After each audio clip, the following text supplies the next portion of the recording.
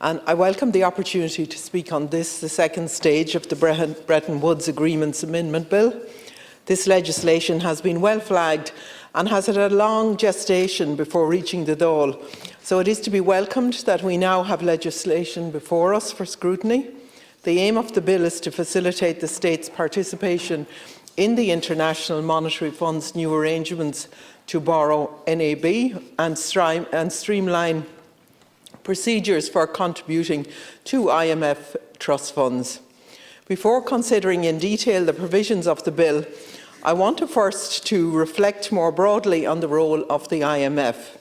2019 marked the 75th anniversary of the 1944 conference in Bretton Woods, which led to the creation of the International Bank for Reconstruction and Development, now the World Bank and the International Monetary Fund.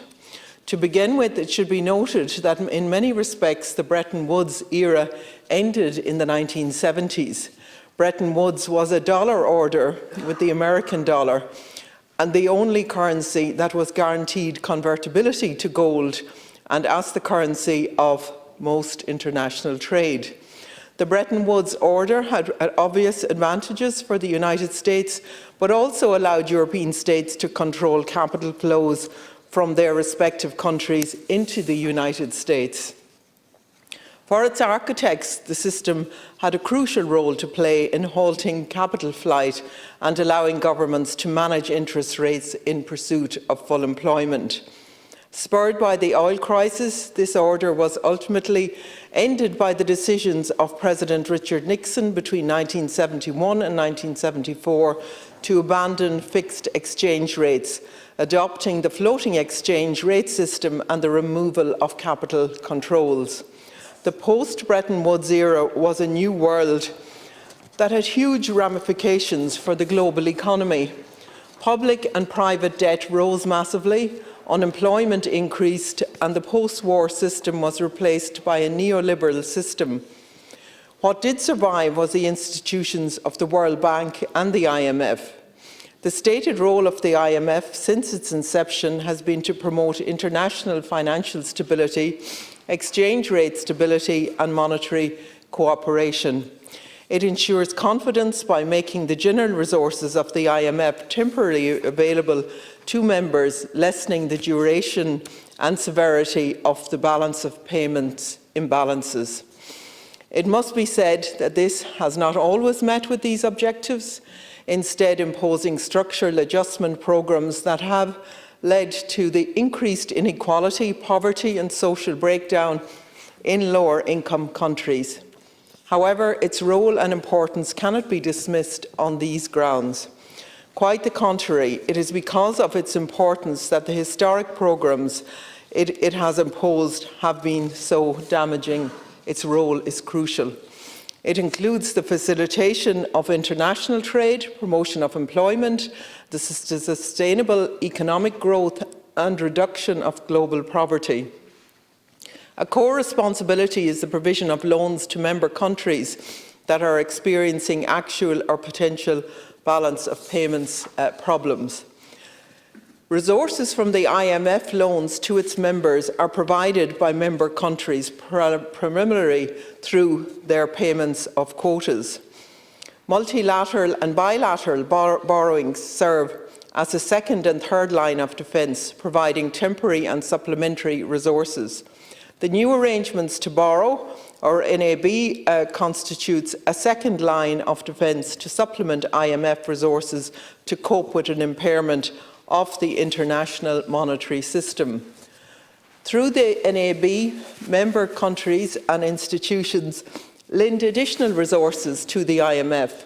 In January 2021, a reform of the NAB took effect following consents from NAB participants, almost doubling the size of NAB to $521 billion for the period from 2021 to 2025.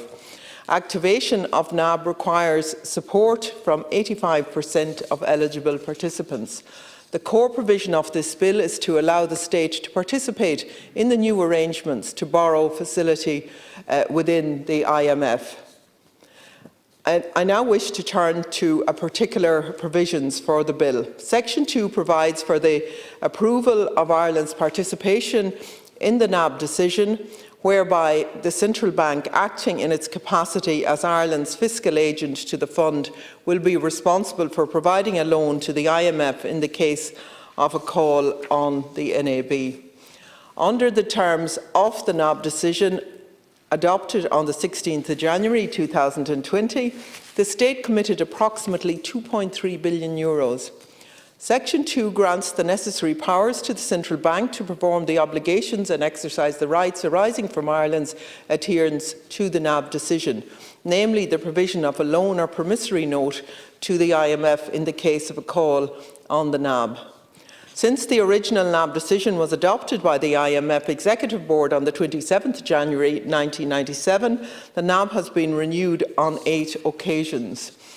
Under future NAB decisions, the size of the credit arrangement to be provided by participants may increase, decrease or remain unchanged. And Section 3 provides that all proposed amendments to the NAB decision will be referred to the Office of the Attorney-General for consideration. If the amendment to the NAB decision creates a charge on public funds, the approval of Dáil Éireann will be necessary before the Minister can consent to the new decision. Section 4 provides for the guarantee by the Minister for Finance to the Central Bank to cover the repayment of the principal and interest on any sum advanced by the Central Bank to the IMF under the terms of the NAB decision. Section 5 of the bill provides for the payment of grant contributions by the Minister for Finance to the IMF's Catastrophe Containment and Relief Trust, unless opposed by Dáil Éireann by way of a resolution. Payments to the CCRT will be made from the Central Fund. The CCRT provides grants for debt relief on IMF loans to eligible low-income countries hit by catastrophic natural disasters or public health disasters. Section 5 limits total aggregate payments to the CCRT by the Minister for Finance to €50 million. The IMF also provides concessional financial support through the Poverty Reduction and Growth Trust, tailored to low-income countries. Section 6 provides for the payment of grant contributions by the Minister for Finance to the IMF Trust or contribution-based financing mechanisms, including the CCRT and the PRGT. Section 6 also provides that the Minister may make grant contributions to a prescribed trust fund up to a maximum aggregate total of €50 million for each individual prescribed trust fund.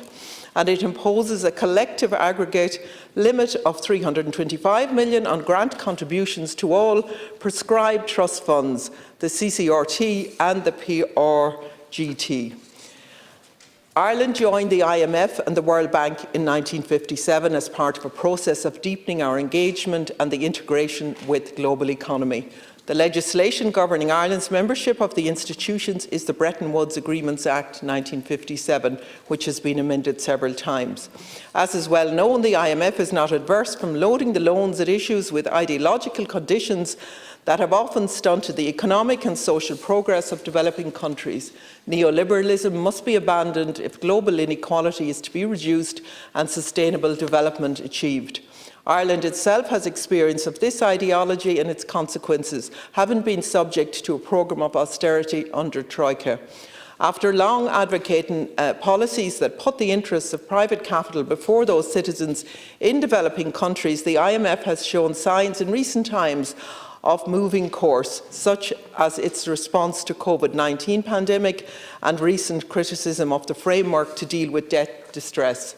Together with our call for the IMF to recognise that austerity is a recipe for inequality and not a path of sustainable development, we also recognise the need to fulfil our obligations in the international community, recognising the role of institutions such as the IMF and the World Bank in a multilateral system. For that reason, I and Sinn Féin support this legislation, which will see Ireland participate in the IMF's new arrangements to borrow, providing credit to the IMF and its operations.